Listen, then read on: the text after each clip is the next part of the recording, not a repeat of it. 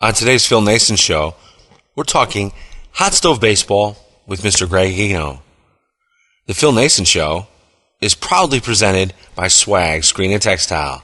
That's Swag Screen and Textile for all your screen and printing needs. Welcome to the Phil Naessens Show!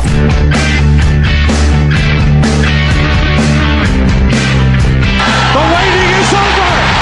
The New York Rangers are the Stanley Cup champions! And this one will last a lifetime!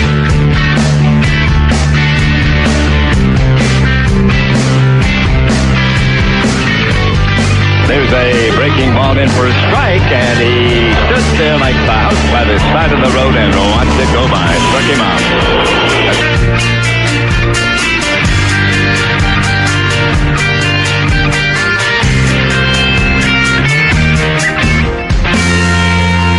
Down goes Frazier! Down goes Frazier!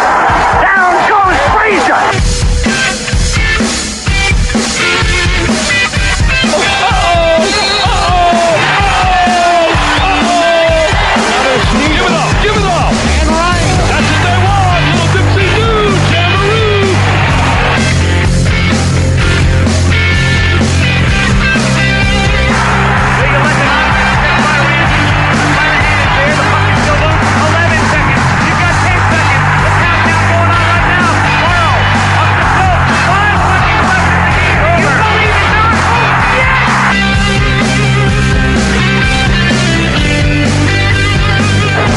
Right-hander against the right-hander. The outfield is straight up and deep on Fielder. He is the DH today. Swing. There's a drive to left. That one is long gone. Hi, this is Phil Naessens, and this week I'm joined once again by Mr. Greg Eno of GregEno.com, and tonight we'll be talking hot stove baseball. Welcome back to the program, Greg. How are you? Always good to talk to you, Phil. I haven't enjoyed myself here in Michigan, getting ready for the holiday season, and it's always good to talk with you about baseball and whatever you want to talk about. It's great having you here, too. You know, you were my very first baseball interview on this show. And, geez. And plus, you know, you got me to rekindle my love for the Tigers. I even dedicated a blog post, sort of, to you. Because of you got me fired up that day. it was nice. But I'll tell you what fired me up the most, man, is when you made your case here on the Phil Naessens Show that Justin Verlander should be the MVP if the Tigers win their division. And since you were the first one that I heard make that case, how did that make you feel when you heard the news that Justin Verlander was not only the Cy Young winner, but that he was named the league MVP? Well, I tell you what, I felt a lot of pride, obviously, but I was proud of the writers who voted, because I really, in my heart, I was very hesitant as to whether they would actually go ahead and do that, because there was so much talk about whether a position player or whether a pitcher, I should say, should win the award. And there was so much talk about that. I was afraid that was going to kind of color the minds of the voters, but they really came through and really looked beyond that. And I'm not sure if it was, in defiance of all that kind of talk, or if it was just a genuine, and I like to think it was just a genuine feeling by the Baseball Writers Association of American Voters who voted for the award that he was truly, in the spirit of the award, truly the most valuable player in the league. And it really, when I got the news and when I found out about it, I was really excited, because I was afraid that it wasn't going to happen. And I'm not one of these guys, Phil, who gets too caught up in personal awards, and I'm not one of these guys who feels disrespected if Detroit players don't win personal individual awards. But in this case, it really was very nice to see the writers kind of go against the grain. This was the first time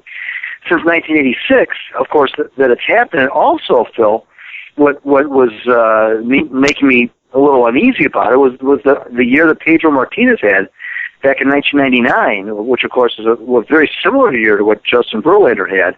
And Pedro did not win the award, but good for the writers, good for Justin, and good for baseball, frankly.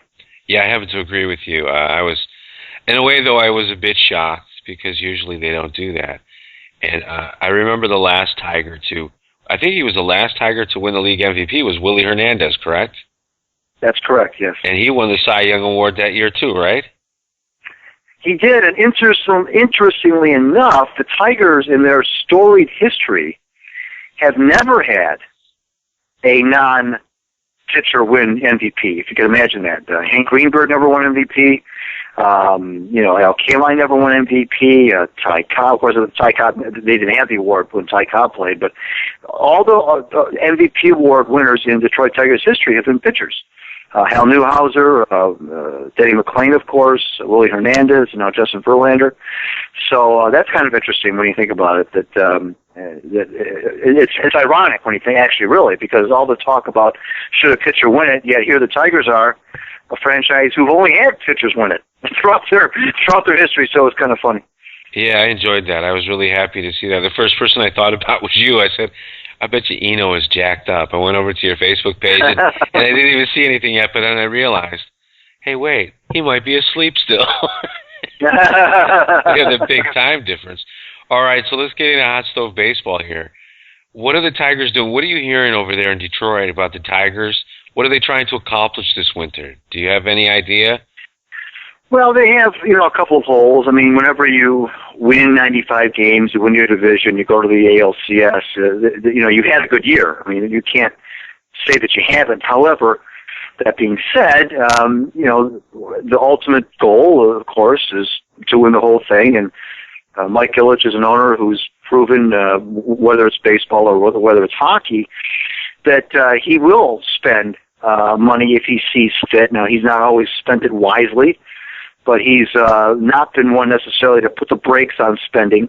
There was a brief period where, after the Curtis Granderson trade a couple of years ago, where it looked like the Tigers might be kind of heading in that direction, kind of reining in the spending a little bit. But then, lo and behold, they went out and got Jose Valverde, and they went out and signed Johnny Damon, and then they went out and traded for Johnny Peralta later that year. So that didn't last very long. If there was any sort of, spending hiatus, it didn't last very long. So they've got some holes. They'd like to shore up second base. They'd like to get that settled. They'd like to get, of course, a fifth starter. Brad Penny's not going to be coming back, so they'd like to get another starter. They'd like to get a little speed, and they'd like to kind of address their backup catcher situation, which they did already. So they've already done one thing, which was sign Gerald Laird back to back up Alex Avila. But they'd like to get second base shored up, and they'd like to maybe get even third base a little bit less muddy, and possibly find another left fielder. It's depending on who's out there. But they don't have a lot they want to do. They would maybe another arm in the bullpen. But like any other team, when they go to Dallas for the winter meetings in about a week, they'll have some items on their shopping list, and Dave Dombrowski, I'm sure, will address them as he always does. Okay, that's a great answer. Now, who would you like to see the Tigers attempt to land via the free agent route, and why would you want that player?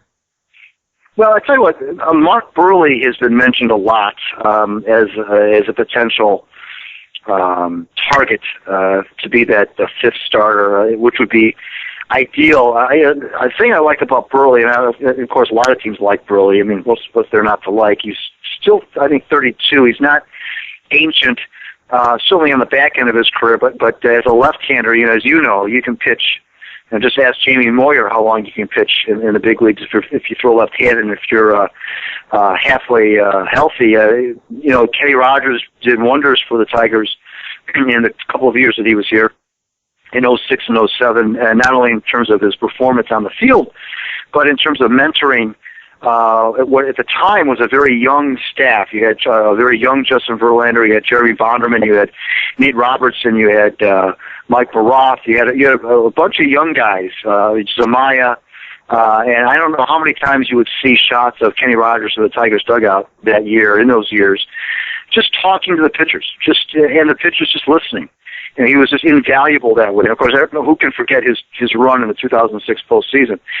So a guy like Mark Buehrle, being left-handed, Phil, and being now I wouldn't go so far as to call him a junk ball pitcher, because I always think that's kind of a derogatory term, but to be a nice change of pace from some of the young power arms that they have in that rotation with Verlander, of course, and Max Scherzer and Doug Fister, and then you throw a guy like Buehrle into the mix, left-handed, change of pace guy. You can imagine going into a series, any given 3-game series, with potentially facing, Porcello, who's more of a sinker ball pitcher, and then Buehrle, who's a change of speed guy, and then a Verlander or a Fister or a Scherzer, who's a pure power guy. That's a nice thing to be able to throw at teams in any given 3-game series. So, and not to mention the fact, of course, that he'd be coming from the White Sox, which would be almost it's almost an added bonus. He'd be coming from one of your divisional rivals. That they would lose that guy, and you would gain him. It's kind of like I made the analogy on the knee jerks a couple of weeks ago. It's like a 4-point game in hockey, where one team wins and the other team loses. There's 4 points right there, and that's what the Buehrle signing would be. It would be a loss for the White Sox and a gain for the Tigers within their own division. So he's one guy that I think that if the Tigers can do it, and it's not going to be easy, because there's about 8 to 10 teams that are out there bidding for his services. I think what it's going to come down to, Phil, it's going to come down to, will the Tigers be the team that will give him and his agent that length of contract? It's always the length of contract, Phil. If you look at these free agent signings, whether it's in any sport you're talking about, players want security. They want to be somewhere for 3, 4, 5 years. Buehrle's 32 years old. This might be his last big contract, and he'd like to get some security and be somewhere for 4 or 5 years. So if the Tigers are willing to do that, which may scare some other teams off, then that's going to put them at the head of the class in terms of being able to sign him. Okay, well, you talked about long-term contracts and players looking for long-term contracts. I heard a rumor the other day, and we're going to try to get that confirmed tomorrow night when I interview the guy from Major League Baseball Trade Rumors. But I heard that the Tigers are looking at Jose Reyes. Have you heard anything about that? Well, you know what?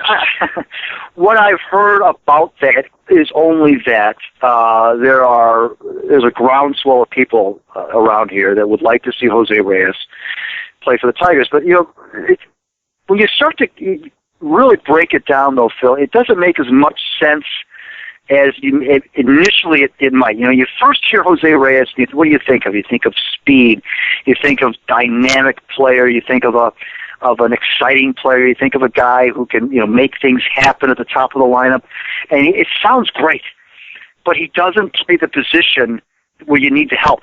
He plays shortstop. And right now, Johnny Peralta is the Tigers shortstop. Very happy there. The Tigers are very happy with him. He's very happy with the Tigers.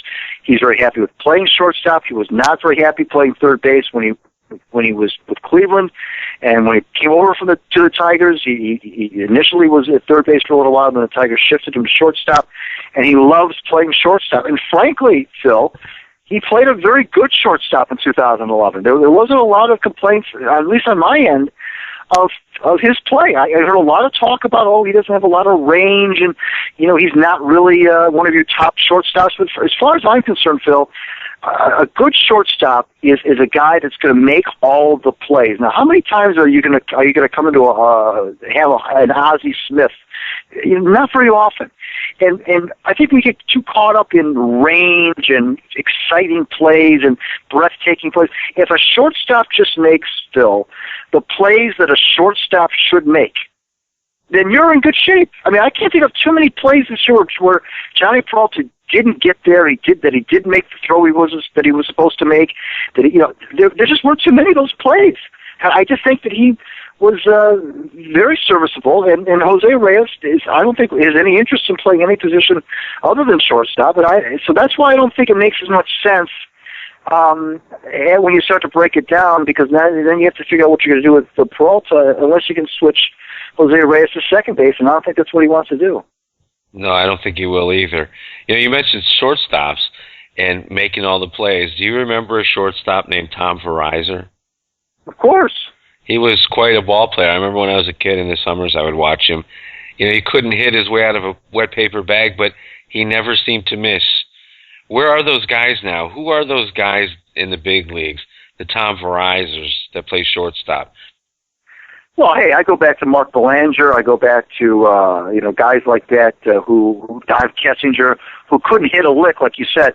Back then, Phil, it wasn't really until Robin Yount came along, and guys like that and Cal Ripken, of course, who came along and turned the shortstop. Of course, Eddie Brinkman in Detroit. You're going to talk about shortstops in Detroit. Let's talk about Eddie Brinkman. Right. Guys like that, you don't have that anymore, where you've got a starting shortstop who'll get 500 at bats, who'll hit 210. But that's the way it was. You weren't looking for offense from the shortstop position. You just weren't.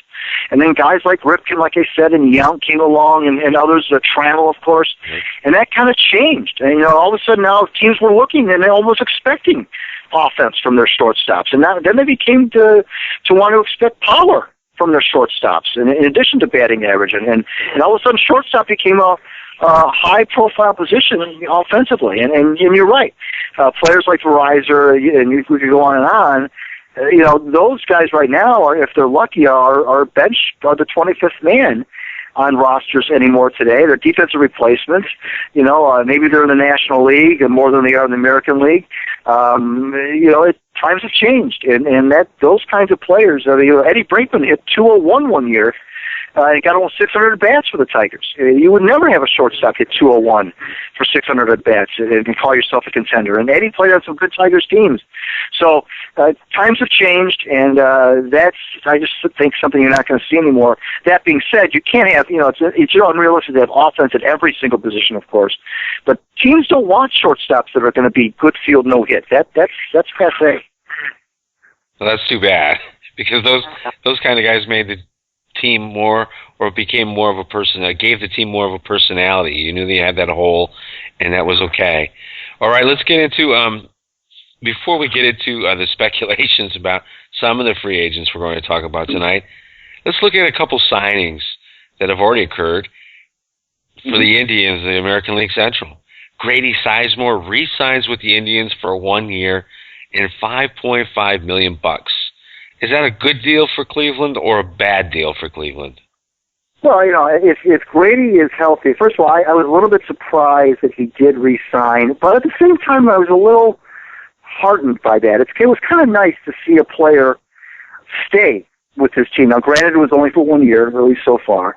But even though it was in the Tigers division, it was kind of encouraging to see that, because you don't see that all the time, where a player who could potentially make some money and get some long-term security somewhere else, re-up with his old team for a year. Now, I'm sure there's method to Grady's madness here. I'm sure that he's, looking at it. He's looking at the fact that he's comfortable there. He knows the organization. He knows his teammates. He knows the people over there. And maybe if he wants to kind of reinvent himself, and if he wants to kind of, reestablish himself. Maybe not reinvent himself, but reestablish himself as one of the top players in the league. Maybe it's just as well that he does it in Cleveland, where he's comfortable. The Tigers would have been very interested in somebody like him. He could have come in and played left field, give them a legitimate leadoff presence in the batting order. With all due respect to Delman Young, he probably would have become the starting left fielder had that happened. If he's healthy, he's one of the best fielding outfielders in baseball. When he was on and healthy, he was as exciting a player as there was in the American League. So that's good for Cleveland. $5.5 million is not all that much, really, in this day and age. I know it sounds crazy, but really that's not that much for a player of what Grady Sizemore could give them. I'll tell you what, if the Indians had a healthy, productive Grady Sizemore the whole year in 2011, they probably would have given the Tigers a whole lot more run for their money than they did in the divisional race, but he just has not been able to stay healthy. I don't know if you remember a player, Phil, while we're reminiscing, if you remember a player that played for Milwaukee, Minnesota, named Larry Hisle. You remember him? Of course I do, yeah, sure. And Larry was one of these guys that just could not stay healthy. He just, for 4 or 5 years in a row, he couldn't even get 100 at-bats. He just could not stay on the field, and he was an incredible talent. very good outfielder who started with Minnesota, then went to Milwaukee as a free agent. And once he went to the Brewers, I'm not sure if it was just bad luck or what, but as soon as he signed with Milwaukee, that's when all those injury problems happened. And now it's one of these guys that I think could have been a 300 or 400 home run guy had he been able to stay healthy, and he just couldn't. And Grady Sizemore, just for whatever reason, some of these guys, sometimes you just have a guy that just, like with Carlos Guillen here in Detroit, and just for whatever reason, just cannot stay off the disabled list. Now, hopefully, Grady is still young enough that maybe he can put that behind him. But I think for the Indians, it's smart because it's only 1 year, and you're not locked into a guy for any longer than that who's got a history of being hurt. So for both sides, it's a good deal. It's bad for the other teams in baseball that would have liked to have courted him as a free agent, but it's good that he's staying there. I think that's kind of neat, actually. Yeah, okay, that's good. Now, Joe Nathan, another guy you're familiar with, he played in the American League Central. Mm-hmm. He signed with the Rangers for 2 years and $14.5 million. When I see that, it sends a message. C.J. Wilson's not coming back, and we need to do something. Is that a good deal for Texas, considering that 2 years ago, Nathan had Tommy John surgery, and last year he had a 4.057 ERA? That's not closer material. What do you think about that signing for the Rangers? Well, there's a couple things. First of all, I don't get too hung up on ERA when it comes to closers. I know it sounds like I don't know what I'm talking about, but really, because, closer in this day and age doesn't really throw any more than 50 or 60 innings a year, maybe 70 at the most. And, Willie, you mentioned Willie Hernandez. I think we've even talked about this on this program. Willie, the year that he won the Cy Young Award in 1984 as a reliever, as a closer, quote-unquote closer, pitched like 135 innings that year for the Tigers. You would never see a reliever throw that many innings in this day and age. And so, you can have a couple of bad outings, especially at the beginning of the year, and then take a long time for that ERA to kind of get itself back into a respectable area. Texas, of course, is going to move Neftali Feliz to the rotation. That's what they're going to do in 2012. That's kind of a move that's flown under the radar. Nobody has really talked a lot about that. American League champions moving their closer to a starter. Of course, it's not unprecedented. It's happened before. John Smoltz went back and forth. Dave Righetti went back and forth. Dennis Eckersley started as a starter, went the other way. But you can do that. And Nathan is, hey, okay, he may have had Tommy John surgery, but who's to say he's not even better than in the long run, having had that surgery than before. All I know is that when he pitched against the Tigers, he was pretty lights out. Of course, he was lights out against everybody a couple of years ago. But the Tigers were another guy the Tigers were interested in, frankly. But they were interested in him as a setup guy, not as a closer. And of course, these closers, once they get into that role, it's almost kind of it's addictive, that feeling of being a closer, and once they get that it's almost like a rush. And when they get that, it's a very difficult thing to let go of, and it's hard to go from a closer to a setup guy. It's almost considered in their mind sometimes to be kind of a demotion, when, as you and I know, that setup guy is every bit as important a lot of times, if not more so, than the closer is. But they don't look at it that way. They love being on the mound, and when that final out is made, they want to be the guy congratulating everybody, shaking the hands at the end of the game. There's a certain aura and there's a certain prestige, let's face it, about being a closer versus being a setup guy. Baseball-wise, there really isn't, but, let's face it, they give out Fireman of the Year awards and what have you. They don't give out the setup man of the year awards. And so it's a prestige thing, and Joe Nathan is a very proud guy and probably wants to show people that he can go back out there and be a closer like he was for the Twins. All right, here's one that I was kind of surprised by. Kansas City traded Melky Cabrera to San Francisco for left-handed pitcher Jonathan Sanchez and a minor leaguer named Ryan Vertigo. Was that a good trade for these teams? You know what? Kansas City is trying, Phil, to become kind of a poor man's version of those Atlanta Braves teams of the 90s, where they built their team around pitching,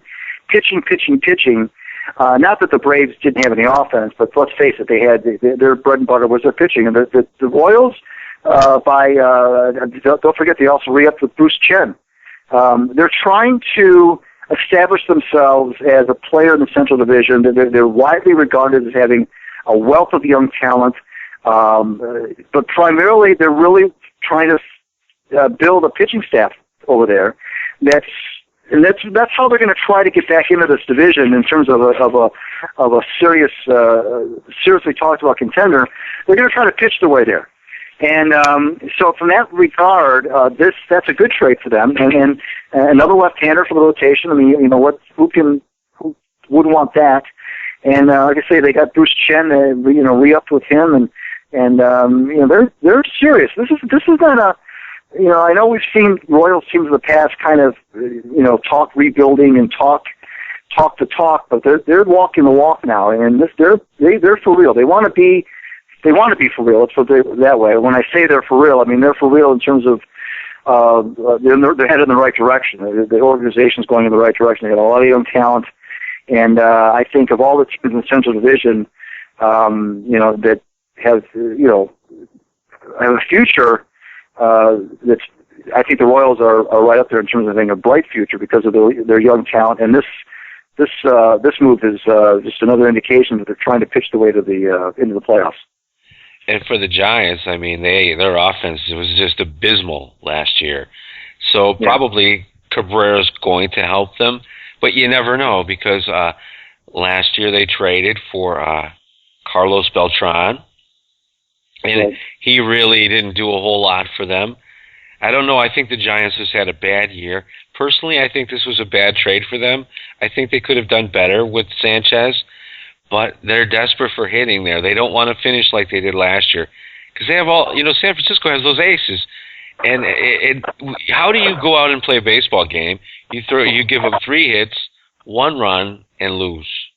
Continually. Right. I mean, it's got to be disheartening. So they had to do something. I'm not so sure this is going to pan out so well. Maybe it will. But I don't know.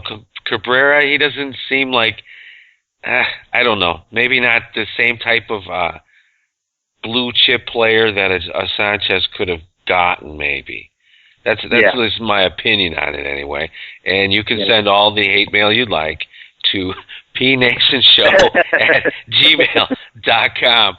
All right, now we're going to step in and do a little speculating with what time we have remaining. Albert Pujols. Where do you think he's going to go? Who's going to end up with Albert Pujols? Well, I know Florida obviously made a big pitch for him, and they went at him hard. Florida has gone after a couple of people, by the way. They're really they're trying to change their whole. Actually, I shouldn't call them Florida anymore. I guess they're Miami. Yeah, right. That's what their new name is. They're trying to do it all at one time. They're trying to they're changing their name, they're changing their stadium, they're changing their manager. They're trying to change the whole culture in one fell swoop, and that's good for them. I mean, sometimes you can do that. That can be successful. They've got a handful of potential stars anyway down there. But a guy like Pujols obviously would be dynamic. I don't see him going to Florida though. I think he's going to stay in St. Louis. I really do. I don't know. I think kind of sometimes at the end of the day, you kind of do the whole devil that you know versus the devil that you don't know. And I think that, I don't know whether the fact that they won the World Series can't hurt.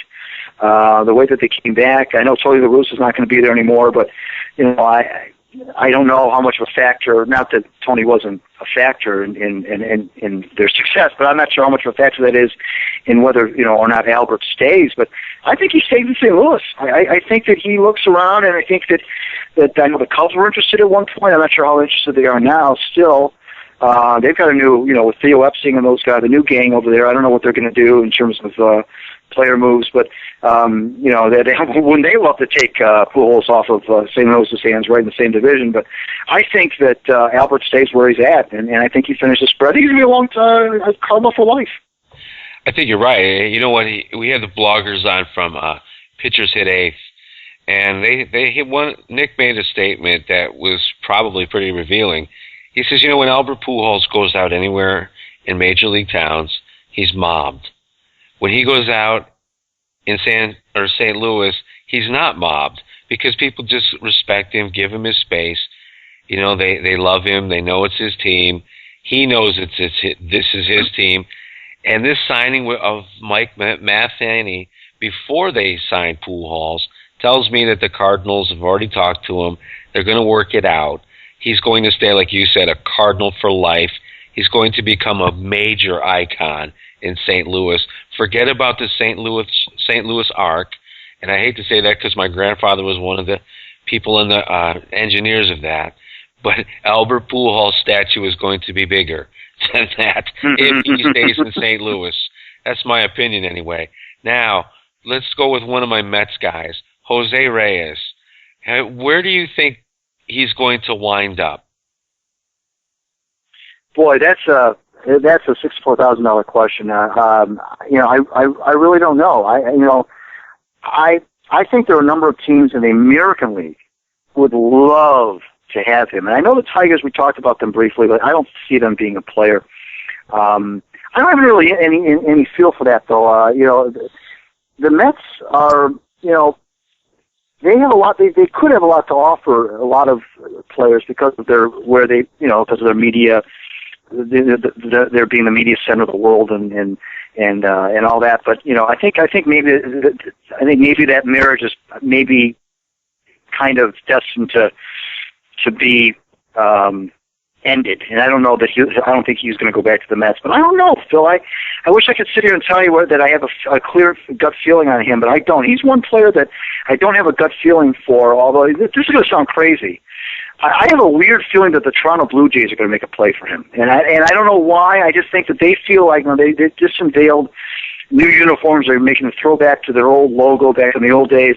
And they feel like that they're not all that far away from competing with the Red Sox and the Yankees. And I think they're right. And I think a player like Reyes, if that team is willing to spend that kind of dough, could really kind of shake up that division a little bit. And I think it'd be fun to see him play on that surface and see what kind of base hits he could get. Playing on artificial, of course, not like the old days, the old AstroTurf back in the old days, but still, it's not real grass. I just have a weird feeling that Toronto might be in the mix for him. And I think the more I think about that, the more I think that makes sense. Okay. I kind of keep my eyes on the Mets, as you know. I don't see Reyes coming back. I didn't think he was going to come back at the beginning of last year. I thought they should have traded him, and probably they could have gotten someone for him. The teams I'm thinking he's going to end up with, I'd love to see him play for the Tigers. I disagree with you. I think he's a better shortstop when he's healthy than Peralta, and I think Peralta would make a great trade bait. But Jose Reyes is going to end up either with San Francisco, and that'll depend on what Carlos Beltran does, because they're buddies. Beltran's been pumping these guys up in San Francisco. Hey, you got to get Reyes. You get Reyes, you get me. And they want Beltran back as well. So that's one possibility. The other, like you said, the Miami Marlins. The Miami Marlins are looking to spend a lot of cash. They've built this brand new stadium, and what they're going to do is try to put baseball players in that stadium so they can change the way the things were working out. Last year, they had seats disguised as fans. They didn't have anyone. So that's what I'm thinking about. I'm thinking that he's either going to end up in Miami or San Francisco. I don't see him. There's been some talk about him maybe going to Philadelphia if they can't sign Rollins, but I don't think so. I don't think he likes the Philadelphia Phillies, and believe me, if he did that, he would get crucified every time he comes to New York. But that's where I'm thinking, the Giants or the Marlins. But who knows? Like you said, he's hard to figure out. He's a fantastic player to watch. But the problem is his legs. He gets hurt a lot too, just like Grady Sizemore. They go 120%, and he's not a very big boy, and that's what's going to happen. Now, a guy with the Tiger pedigree, a little bit anyway, Prince Fielder. What have you been hearing about the Prince? Is he going to stay in Milwaukee, or is he going to head on somewhere else? Here's what partially will determine that. Milwaukee, and now even more so now that Ryan Braun has won the MVP award, Milwaukee is Ryan Braun's town. Prince Fielder okay with that? I don't know. That's a guy that if the Marlins can't sign Pujols, that they may look to Fielder. Because obviously he plays the same position, and like you said, they're looking to spend money. They've got cash burning a hole in the pockets down there. They're itching to kind of do the opposite of what they've done in the past, which is we were so used to the Marlins, breaking up their team and having fire sales, and having a bad ballpark and bad future and a bad aura. But now they're trying to change all that, like we said. So that Fielder could be a guy that if they can't get Pujols, I hate to say settle for Prince Fielder, but that's kind of what they would be doing. But I should say, but Prince could still stay in Milwaukee if he doesn't mind, kind of acquiescing to Ryan Braun. I don't know. I'm not privy to their to that dynamic over there, what kind of relationship there is over there. But I've always kind of felt that Prince Fielder was a little bit, maybe a little bit restless to maybe move to a bigger pond, if you will. And I'm not sure Milwaukee's a big enough pond for him. So, in that regard, he could go to Florida, for example, and become, no pun intended, the king fish down there. And maybe that's kind of what he likes. I think that I'm not sure if Milwaukee is a big enough town for Ryan Braun and Prince Fielder, from a Prince Fielder perspective. Okay.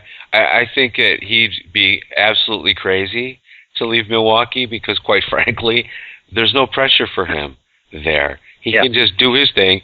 But you know what? I think that you're right. I think he's not coming back to Milwaukee. And that's too bad because he was part of this great fun bunch team. But it's Ryan Braun's team, as you said. Miami looks to me to be the team. There was some early talk about Chicago, though. But Chicago hasn't really said anything to anyone. So who knows what's happening. I'll tell you what, Prince Fielder is either going to end up in a Miami Marlins uniform or New York Yankees uniform. Don't let those Yankees fool you.